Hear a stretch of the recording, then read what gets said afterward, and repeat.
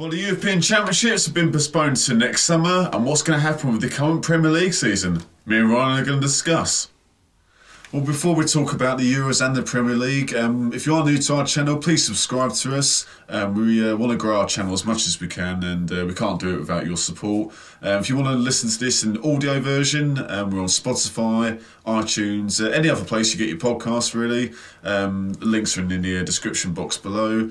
And don't forget to follow us on Twitter and like us on Facebook. Again, links are in the description below. Well, as I was saying, Ryan, the European Championships is confirmed been postponed to next summer. What are your thoughts on that, and what have you been up to recently? Yeah, well, first of all, it's good to be back on the channel. For anyone that's been watching, and friends as well that have been asking me, I haven't left garage football. You know quite well, obviously for years I've been in the Peppermint Apes. Yeah. We took a break for a few years, and when we started garage football, I wasn't doing many gigs, etc. But this year in particular, you've been coming to a lot of the gigs as well, haven't you? We've been doing, on average, 2 gigs a month. Obviously, with the coronavirus, we have to see what happens with the venues, etc., going forward. Plus, we've also set up our own Peppermint Apes podcast as well. Yeah. We're going to have you on there as well. And, in fact, obviously, with the whole coronavirus, how it affects the music scene, we've just uploaded a topic on there as well. So check that out on YouTube as well, for the Peppermint Apes. We'll put that in the description box below. Yeah, so still very much part of garage football, but obviously doing the Apes full time as well as your day job. But good to be back. But no, we did mention in the Peppermint Apes podcast a bit about garage football, and I did say that you'd be discussing this important topic, and I'm glad to be doing it with you today. I think it's quite shocking at the moment, isn't it? I mean, first of all, with the Euro side of things, it makes sense that they have to delay that. Yeah. It's too close to, especially when you think it's going to be across Europe. Italy's on lockdown at the moment. Yeah, it'll be over 12 cities. It doesn't make sense to host it, and it's the business side of things. Everything that's going to be affected, it's not just it's everything that they have to take into consideration. So it's a wise move to delay it at least a year. Yeah, no, I totally agree. It's a sensible decision, and there's no real choice, was there? So it's just a case of everyone in the Euro trying to finish their seasons. But yeah, sensible that the Euro's been delayed by a year, and it's lucky that next summer there's no major events in terms of the Olympics, things like that. But of course they're going to have to move the Women's European Championships now, so it looks like that's going to be in 2022 now. So that's been delayed by a year as well. So, but it is where it is. Obviously, coronavirus is affecting everyone, not just sport, just people's lives. Times like this, obviously, football's not very important in comparison to how families, people have been affected worldwide, really. So, sensible decision by UEFA. So it is where it is. But if anything, obviously the football's not particularly important at the moment, but it might actually might work in England's favour. Actually, it's been delayed because obviously the injuries we've had to Marcus Rashford, Harry Kane, for example, and when the season either finishes or you've got next season, might give opportunities to players like Phil Foden, get more game time at Man City, because obviously David Silva's leaving, and other youngsters like Mason Greenwood at Man United, for example. So it gives people a platform in a way, doesn't it?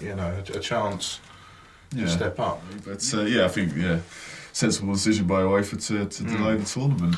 Exactly, and it's probably one of the biggest pandemics that we've had in our lifetime. Certainly our generation. Yeah. So they have to. It's not just football, though, is it? Obviously, I know in my podcast with the band we talk about music, but it's everything: exhibitions, music, football. So it makes sense that these tournaments are held back. Safety comes first at the end of the day, but a big topic that we're talking about at the moment as well in terms of coronavirus and how it's affected sport.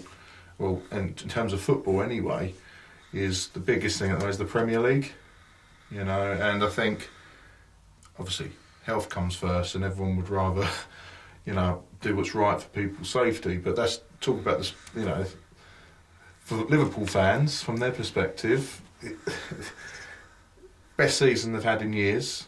They probably will never. Well, can never say never, but they certainly probably won't have that run next season. They deserve to be champions, but there's a few options now in terms of not just Liverpool or people that are going to get relegated, people in the top four. You know, what should be the outcome this year? Should Liverpool automatically be champions? Should the people in the bottom three be relegated? Should they just pause the league as it is and you know, or do they continue the league behind closed doors with no fans, or even if it's going into next season, they finish this season first of all and see what naturally happens, or as some people have said, void the season? I mean, what's your thoughts on all three? Yeah, well, it's difficult to sort of answer, mate, because you know, we're going to have to adapt our thinking sort of on not only a daily basis but an hourly basis regarding coronavirus. So it's all up in the air at the moment. We're not quite sure how to plan what's going to happen. Obviously, this is a unique situation for everyone involved, like the clubs, the players, the associations, the government bodies. So, you mentioned about this being the season being void. I completely disagree with that. I mean, it was Karen Brady who said that, and as a West Ham fan, having to listen to the shit she comes out with over the years, and you know, as well as David Gold and David Sullivan, should be used to it by now, mate. Unfortunately, I'm not. No. So it'd be ridiculous to play all these games, and there's only about 10 games left of your Aston Villa. So yeah, why should it be voided? I mean, this is the current season. The next season is not, I don't think, as important at the moment because this season's nearly finished, isn't it? So definitely try and finish the season. I mean, UEFA have said all leagues in Europe have got to finish by the 30th of June. Yeah, I think that would be a big ask, but I think we should definitely aim to do that. I think behind closed doors, I think that would be an option, and try and play all the games as quickly as possible, whether it's you play 2-3 games a week, but obviously you've got sides still in European competitions like the Champions League or UEFA League, haven't we? So it's just difficult. Well, I think the leagues, don't get me wrong, the competition, the cup tournaments are very important, but I think the league comes first because that kind of maps out the future, doesn't it, in terms of who's getting relegated, who's going to be promoted, etc. I think if they have to avoid any competitions in terms of selected games, just do the league only. If it was down to me, obviously you'd want them to finish everything. That's the idea, but you know, in an ideal situation, the league will be finished because, let's face it, I personally believe, I know some people say no, and I'm an Arsenal fan, so it's quite comical to think, after 30 years, they might not even win the league now. But do you know what? They deserve to win the league. It's not like they're, like you said, they're not like 3 or 6 points above. They're marginally ahead. Yeah. They deserve to. So if they turned around and said Liverpool champions now, I'd accept that. I think most people should. Yeah. But equally, if they don't finish the games off, you're going to get everyone. You're going to Man United in particular going to say, well, you never properly won the league. You never finished the league. So it's tricky, isn't it? What's the right way? Yeah, I think, as you said, try and finish all the games, but if not, try and finish them behind closed doors. But for the season just to finish as it is, and the 3 teams in the bottom get relegated as it is, I think that'd be ridiculously unfair, especially Aston Villa. They've got a game in hand on the teams around them. If they win that game in hand, they'd be above the relegation zone. And you know, if you were told as a Villa fan or player, whatever, your team's been relegated, you haven't played the same amount of games as everyone else. That's a legal battle, wouldn't it? Well, yeah, but it'd take longer than it would for the coronavirus to go away. Like you go through all the courts, you got CAS, Court of Arbitration with Sport. It'd just go around in circles. That problem with the Carlos Tevez, Sheffield United, and West Ham that went on for a while. I think it'd be the same with, say, Aston Villa or any other teams. So I think if anything, all the teams should try and finish all the games or play the same amount of games. I think if it comes to it, mate, where the season has to be finished, the season counts, but it'd be a case where all the Premier League sides, all 20 sides, stay as they are, but no relegation, and then promote the top 2 from the Championship, which are Leeds and West Brom, and then you'd have the 22-team Premier League for next season. And then relegate 5 the following Yeah, season. even it back up again. I mean, in the start of the Premier League, so 92, and then I think it's the first 3 seasons when like Oldham and Swindon, those kind of teams, win in the Premier League, there were 22 sides. And if you go back in the 80s and the 70s, it was 22 sides in the First Division, the old First Division. So why can't that be a possibility? You know, and the calendar's changed all the time in football. I mean, we got the World Cup in 2022. That's being played in November and December of 2022. So if they can do that, I'm sure they can, you know, change a few of the league fixtures around. Of course they can. They've got to adapt, haven't you? But I think in terms of the postponement of games, obviously, you know, meant to be scheduled to start again, you know, 3rd, 4th of April.